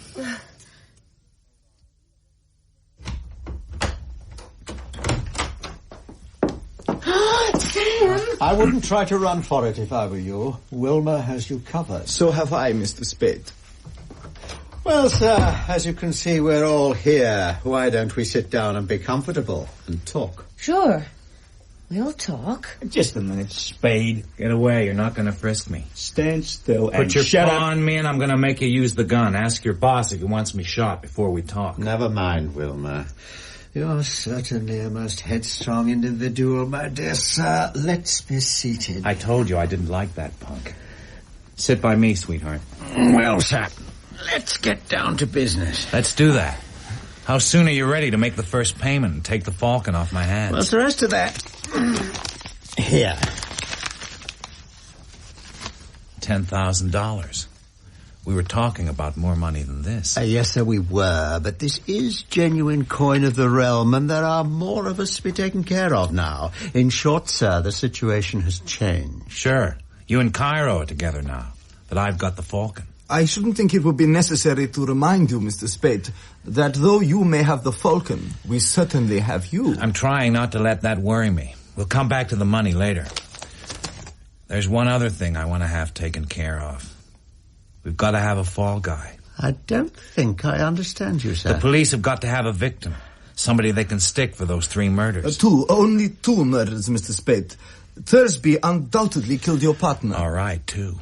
What difference does it make? The point is, we got to toss the police a victim, somebody they can hang the works on. Well, so that may be the way you worked in the past. And it's the way I intend to go on. The first time I can't march into headquarters pushing a victim in front of me saying, here you are, you chumps, here's your criminal, my name's Mud. But this just happens to be a case where your system, and it's got a lot to recommend it, sir, just isn't possible. And I don't mind telling you that I think you're being very well paid for making an exception. You'll manage it. You're not a man that's afraid of a little bit of trouble. I know what I'm talking about. This is my city and my game. I could manage to land on my feet, sure, this time, but the next time I tried to put over a fast one, they'd stop me so fast I'd swallow my teeth. You birds will be in New York or Constantinople or someplace. I'm in business here. But surely you... Listen, Gutman, we've absolutely got to give them a victim. There's no way out of it. Let's give them the punk. He actually did shoot both of them, Thursby and Jacoby, didn't he? Let's pin the necessary evidence on him and turn him over to them. No. Yes, sir, you're a character, that you are. Yes, sir, there's never any telling what you'll do or say next, except that it's bound to be something astonishing. There's nothing funny about it. It's our best bet. With him in their hands, the police... But, my dear man, can't you see? I feel towards Wilmer just as exactly as if he were my own son. I really do. But if I even for a moment thought of doing what you propose, what in the world would keep Wilmer from telling the police every last detail about the Falcon and all of us? If we had to, we could have him killed resisting arrest. But we won't have to go that far. Let him talk his head off. I promise you nobody will do anything about it. It's easy to fix. How? What do you think of this, Wilmer? It's funny, eh? Spade, you bastard! You get up on your feet and go for your heater. I've taken all the riding I'm going to take. Now get up and shoot it out if you've got the guts. No, Wilmer, we can't have any of that. You shouldn't let yourself attach so much importance to these things. Make him lay off me then. I'm going to flog him if he keeps it up, and there won't be anything that'll stop me from doing it. No, Wilmer. Your plan is not at all practical. Let's not say anything more about it. Let's get this straight. Am I wasting my time talking to you? I thought this was your show. Should I do my talking to the punk? I know how to do that. No, sir, you're quite right in dealing with me. All right. I got another suggestion. It's not as good as the first, but it's better than nothing. You want to hear it? Most assuredly. Give them Cairo. Oh, do what? Give the police Cairo. Well, by God, sir. Suppose we give them you, Mr. Spade, or Miss O'Shaughnessy. How about that if you're so set on giving them somebody? You people want the Falcon. I've got it. A fall guy is part of the price I'm asking. As for Miss O'Shaughnessy, if you think she can be rigged for the part, I'm perfectly willing to discuss it with you. By God, sir, you are a character. Just a minute, Mr. Gutman. What is it, Joe? What if Exie do manage to give them Wilmer? 2-1, they're selling you out, kid. Hey, Gutman, I hope you're not letting yourself be influenced by the guns these pocket edition desperados are carrying. I practiced taking them away from both of them, so there'll be no trouble there. The punk... All right. No. Give me the gun, Wilmer. Get your hands off. Grab his other arm, Cairo. No, Wilmer. Drop the gun. No, please, don't do that, Wilmer. Don't. Stand aside. Ow! You hurt him. You big coward. Jesus, you're a pip. Let's look at the punk. Nothing cracked. We'll spread him on the sofa. Give me a hand, Bridget.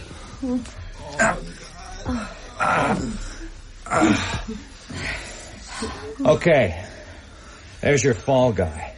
Now, you'll either say yes right now, or I'll turn the Falcon and the whole goddamn lot of you in. I don't like that, sir. So you don't like it? Well, You can have him. Oh, please don't do this thing, Mr. Gutmann. You must realize I don't like it either, but we can't help ourselves now. What are you doing, Cairo? In or out? Can I choose? You can, but you ought to know that if the answer is out, we'll give you to the police with your boyfriend. Oh, come, Mr. Spade. Well, which? You give me no choice. I come in. Good. Then we can all sit down. It's 2:00. I can't get the Falcon till daylight.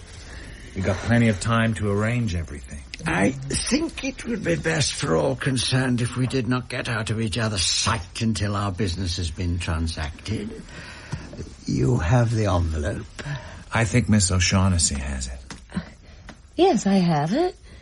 I picked it up while you were all It's all right. fighting. Hang on to it. We won't have to lose sight of each other. I can have the Falcon brought here. That will be excellent.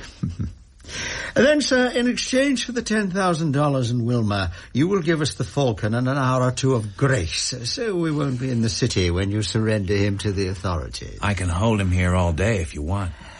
Let's get the details fixed. Why did he shoot Thursby? And why and where and how did he shoot Jacoby? Now, come, sir, you can't expect that. I do expect it. A fall guy is what I asked for, and he's not a fall guy unless he's a cinch to take the fall. You are an uncommonly difficult person to get the best of. I begin to think we made a mistake in not letting you alone from the very first. By Gad, I do. You haven't done so bad. You're staying out of jail and you're getting the Falcon. Why did he kill Thursby? Thursby was a notorious killer and Miss O'Shaughnessy's ally.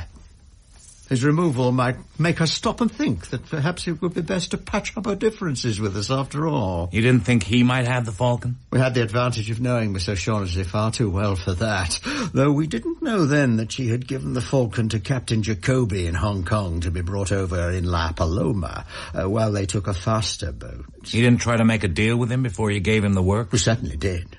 Wilmer brought him over to see me, presumably after he had killed your partner.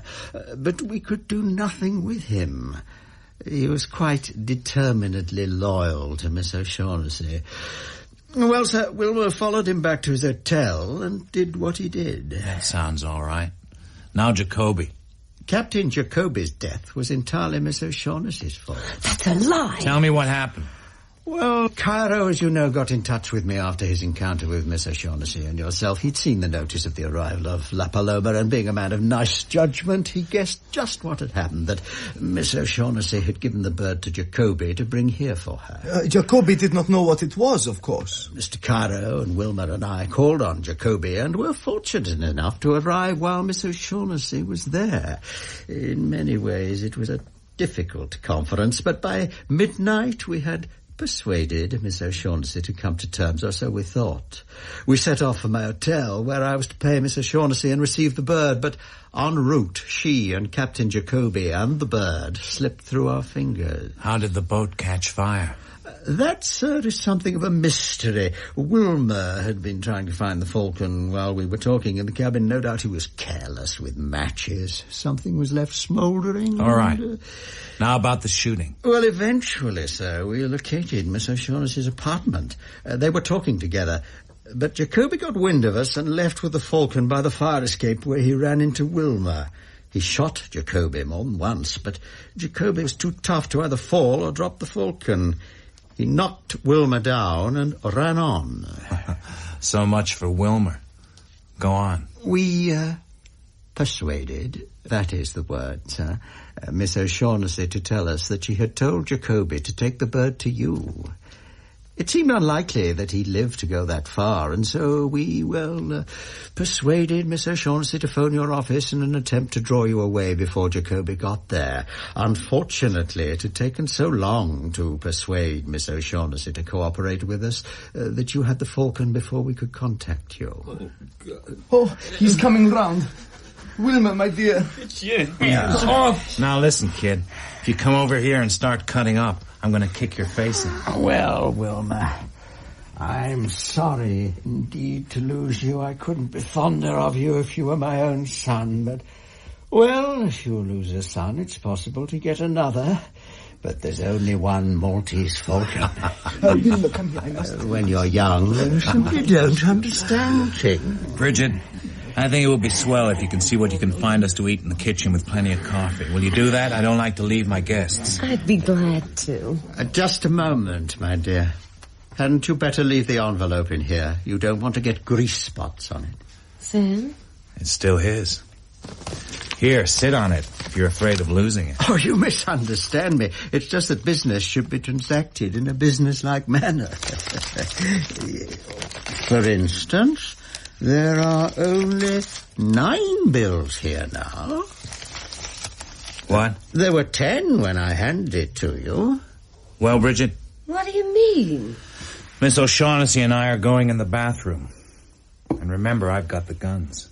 The door will be open, and unless you want a 3-story drop, there's no way out of here except past the bathroom door. Don't try to make it. Oh, you must know so. We've not the least desire to leave. I'll know a lot when I'm through. It won't take long. Come on.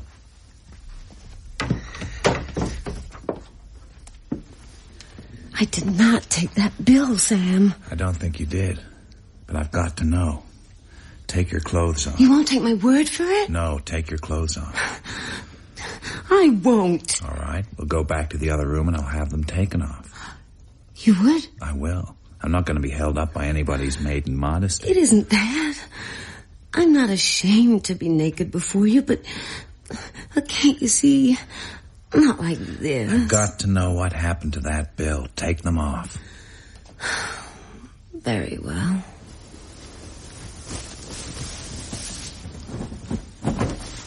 Can't you see that you're killing something? Keep going. You shouldn't make me do this, Sam. I've got to know.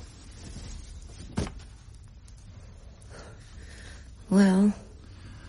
Nothing. Thanks. Now I know. Get dressed.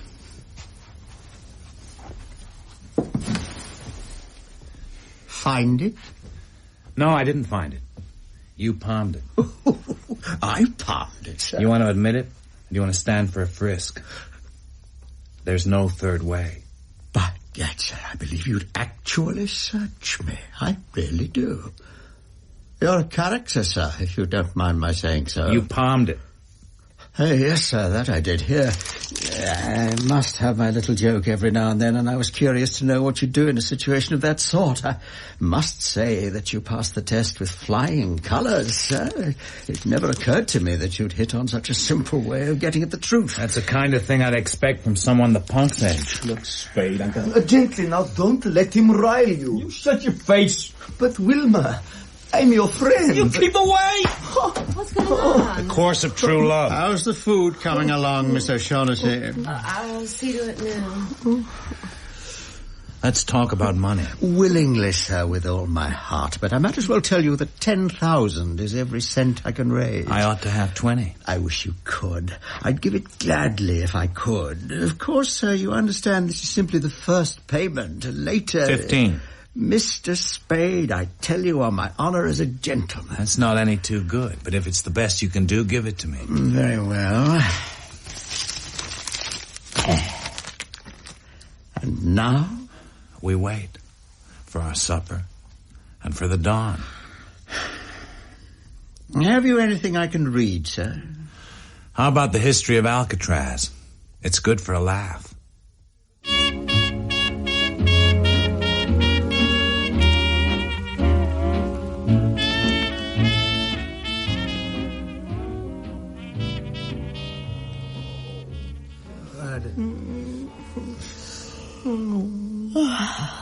Is it time? Can you get it now? 7 o'clock. I guess it's time.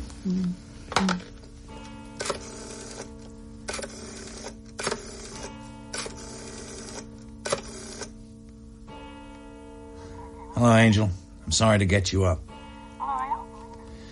Here's the plot. In our Holland box at the post office, you'll find an envelope addressed in my scribble. There's a Pickwick stage parcel room check in it for that little bundle we got yesterday. Will you get the bundle and bring it to me at my place, PDQ? Yeah, that's the girl. You enjoying the book? Heady stuff, sir. Heady stuff. You got time for another chapter?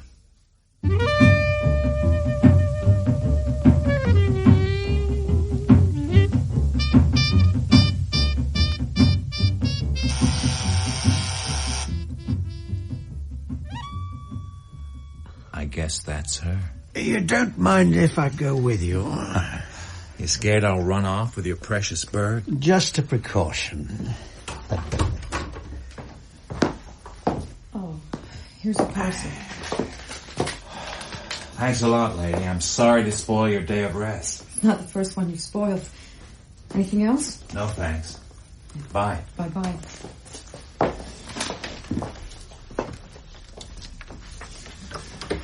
Okay, here we go. Not the punk. He stays on the sofa. Go ahead, Gutman. It's all yours.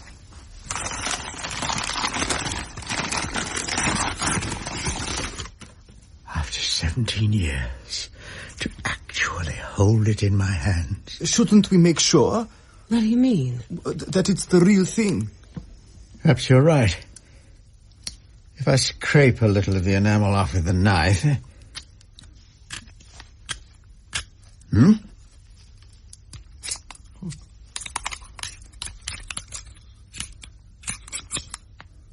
Lead. Oh, it's a fake. Just a minute. Let go of me! Bridget, you've had your little joke. No, Sam, no. That is the one I got from Kamadov, I swear. That's it. It was the Russian. I should have known he'd make fools of us. Oh, you bungled it. You fat fool. You and your stupid attempt to buy it from him. You let him know it was valuable, and he found out how valuable and made this fake. Oh, no wonder we had so little trouble stealing it. You imbecile. You bloated idiot. Come, sir, there's no need to go on like that. Everybody errs at times, and you may be sure that it is every bit as severe a blow to me as to anybody else.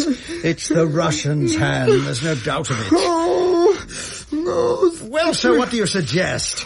Shall we stand here and shed tears and call each other names, or shall we go to Constantinople?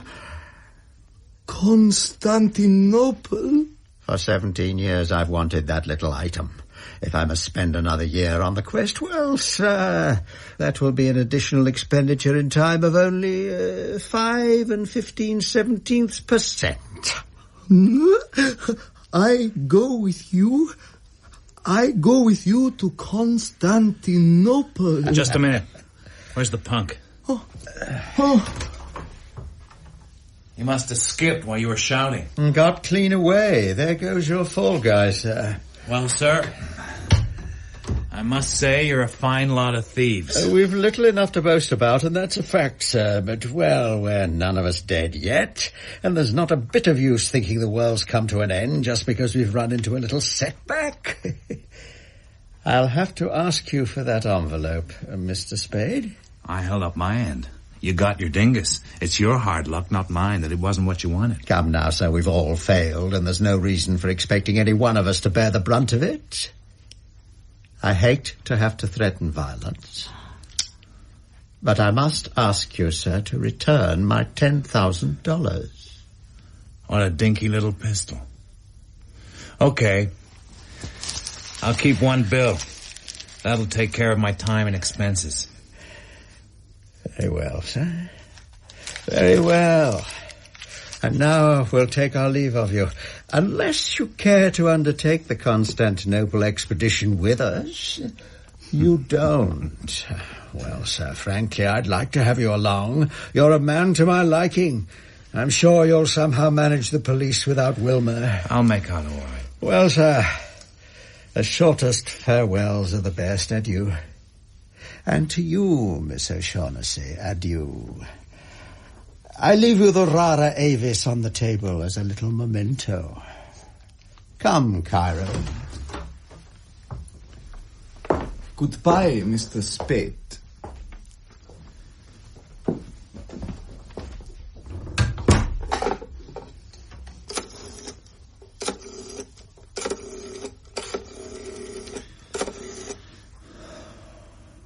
Is that Tom Polehouse? Tom, it's Sam. I got something for you. Don't talk, just listen. Thursby and Jacoby were shot by a kid named Wilmer Cook. Around 20 years old, 5'5", fair hair, blue eyes. He's working for a man named Casper Gutman, a great fat guy dressed like an Englishman at the races. That fellow Cairo you met is with him too. Gutman's staying at the Alexandria, Suite 12C. They just left here and they're blowing town, so you'll have to move fast. But I don't think they're expecting a pinch. Watch out for the kid. He's dangerous. And one more thing.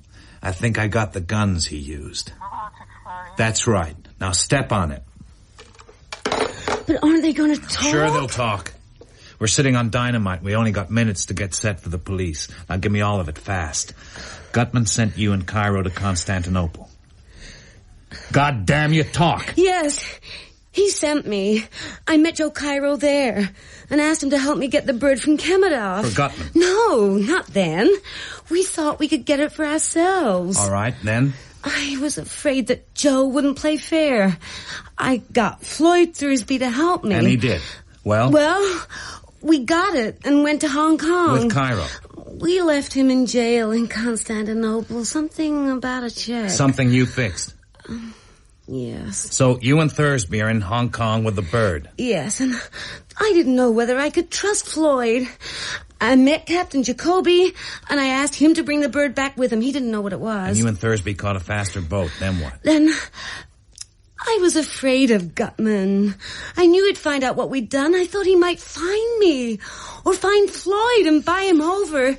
That's why I came to you and asked you to help. That's a lie. You had Thursby hooked and you knew it. He was a sucker for women. You wanted to get him out of the way before Jacoby came with the loot. What was the scheme? I knew he'd left the States after some trouble or other. I don't know what it was. I thought if he saw a detective watching him, he'd think it was on account of the old trouble and would be panicked into going away. I didn't think that he... You told him that he was being shadowed. Miles didn't have many brains, but he wasn't clumsy enough to be spotted on the first night. Yes, I told him. When we went for a walk that night, I pointed Archer out to Floyd. Sam, you must believe me. I wouldn't have done it if I had thought Floyd would kill him. I just wanted to frighten him. I didn't think for a minute he'd shoot him. If you thought he wouldn't, you were right, Angel. What do you mean? Thursby didn't shoot him. But he must have. Miles didn't have many brains, but Christ, he'd worked too many to be caught up a blind alley with his gun tucked away on his hip and his overcoat buttoned. Thursby couldn't have tricked Miles into the alley like that. But there was someone who could. Sam?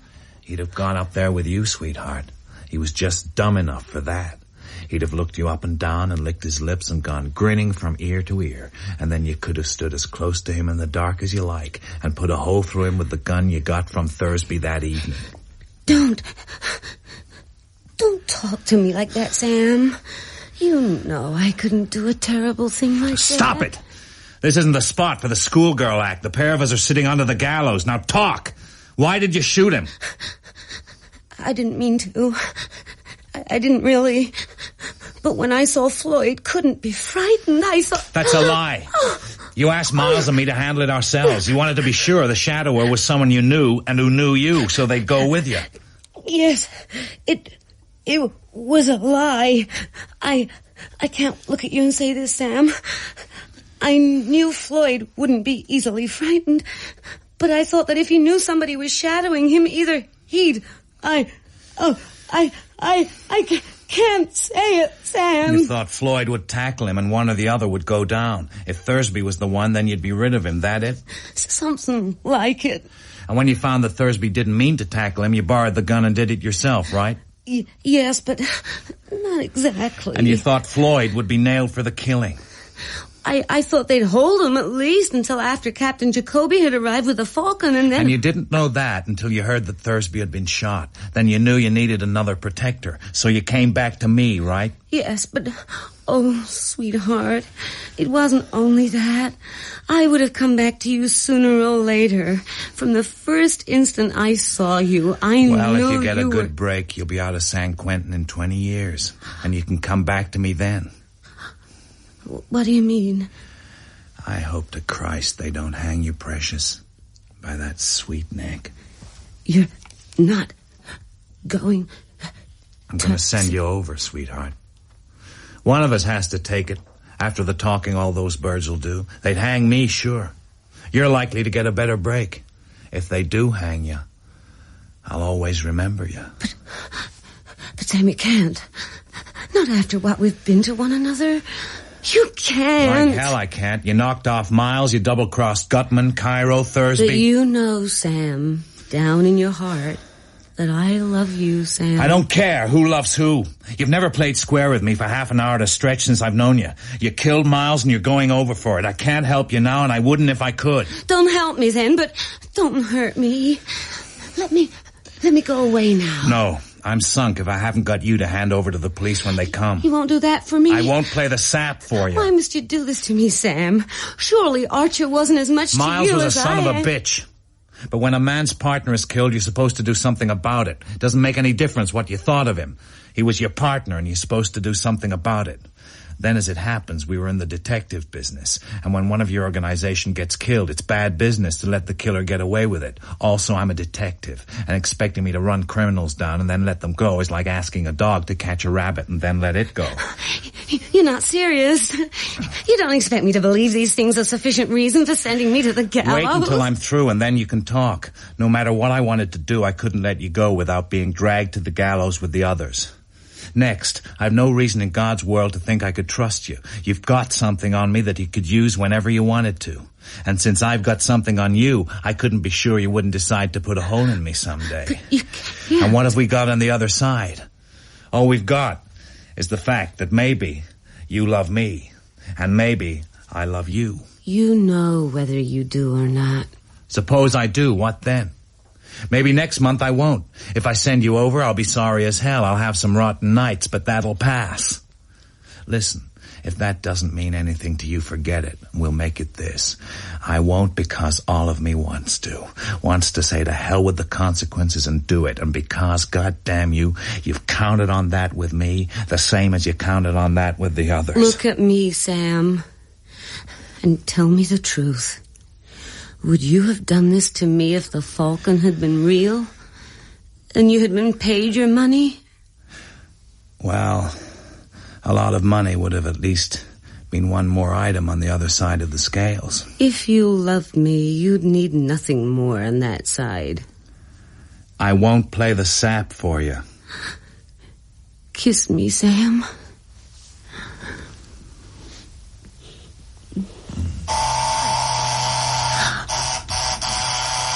This is it, sweetheart.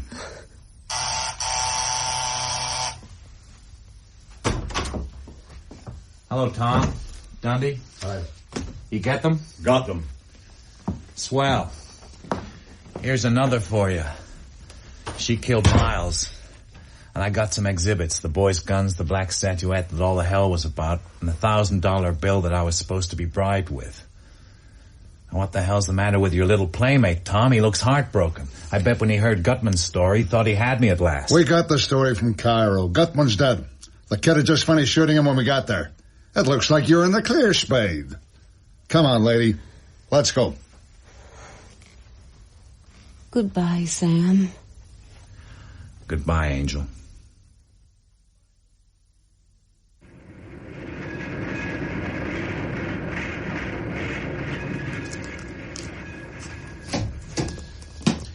Morning, sweetheart. Morning, Sam. I was, reading in the paper. Is what they say right? Yes, ma'am. So much for your woman's intuition. And it was you that sent her over? You did that to her, Sam? That's right. She did kill Miles, sweetheart. Offhand, like that. Oh, come on, Angel. Don't touch me, Sam, please. I know you're right. You're right, but just don't touch me now, please. Look, Angel, That sounds like a customer. I'll see to it.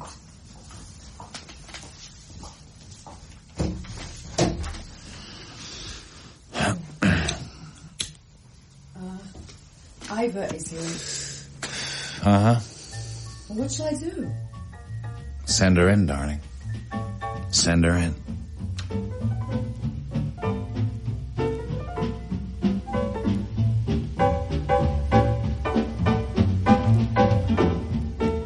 The Maltese Falcon by Dashiell Hammett, dramatized by Michael Bakewell. Sam Spade was played by Tom Wilkinson, Bridget O'Shaughnessy, Jane Lapetere, Mr. Gutman, Peter Vaughan, Joel Cairo, Nicholas Grace. Wilma, Peter Raker. Effie, Mia Soteriou. Miles Archer, William Hope. Ivor, Liza Ross. Tom Polhouse, Norman Jones. Lieutenant Dundee, Harry Taub. District Attorney Bryan, Don Fellows. With Keith Edwards, Robin Summers, and Arnold Diamond. Technical presentation by David Greenwood, David Chilton, and Anthony Cherry. The play was directed by Jane Morgan.